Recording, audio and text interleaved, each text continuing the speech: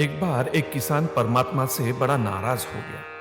कभी बाढ़, कभी सूखा पड़ जाता है, कभी धूप बहुत तेज हो जाती है, तो कभी ओले पड़ जाते हैं। हर बार कुछ न कुछ कारण से उसकी फसल थोड़ी खराब हो जाती है। एक दिन तंग आकर उसने परमात्मा से कहा, देखिए प्रभु, आप तो परमात्मा हैं, लेकिन लगता है आपको खेतीबाड़ी की ज्यादा जानकारी नहीं है। एक प्रार्थना है प्रभु, एक साल मुझे मौका दीजिए, जैसा मैं चाहूं वैसा मौसम हो, फिर आप देखना मैं कैसे अन्न के भंडार भर दूंगा। चलो ठीक है, जैसा तुम कहोगे वैसा ही मौसम दूंगा, मैं दखल नहीं करूंगा। किसान ने गेहूं की फसल बोई। जब धूप चाहिए तब धूप मिली, जब पानी तब पानी। तेज धूप, ओले, बाढ़, आंधी तो उसने आने ही नहीं दी। समय के साथ फसल बढ़ी और किसान की खुशियां भी, क्योंकि ऐसी फसल तो आज तक नहीं हुई थी। किसान ने मन ही मन सोचा, अब पता चलेगा परमात्मा को फसल कैसे करते हैं। बेकार ही इतने बरस हम किसानों को परेशान करते रहे भगवान। फसल काटने का समय भी आया। किसान बड़े गर्व से फसल काटने गया, लेकिन जैसे ही फसल काटने लगा, एकदम से छाती पर हाथ रखकर बैठ गया। गेहूं की एक भी बाली के अंदर गेहूं नहीं था।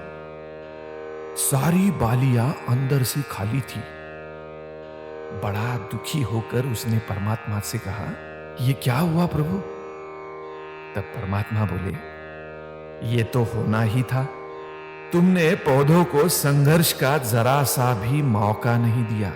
ना तेज धूप में उनको तपने दिया, ना आंधी ओलों से जूझने दिया। उनको किसी प्रकार की चुनौती का एहसास जरा भी नहीं होने दिया। इसीलिए सब पौधे खोखले रह गए। जब आंधी आती है, तेज बारिश होती है, ओले गिरते हैं, तब पौधा अपने बल से ही खड़ा रहता है। वो अपना अस्तित्व बचाने का संघर्ष करता है, और इस संघर्ष से जो बल पैदा होता है वही उसे शक्ति देता है, ऊर्जा देता है, उसकी जीवटता को उभारता है।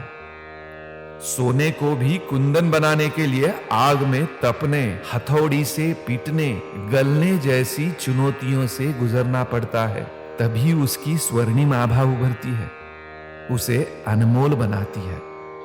उसी तरह जिंदगी में भी अगर संघर्ष ना हो, चुनौती ना हो, तो आदमी खोखला ही रह जाता है। उसके अंदर कोई गुण नहीं आ पाता। ये चुनौतियां ही हैं जो आदमी रूपी तलवार को धार देती है, उसे सशक्त और प्रखर बनाती है।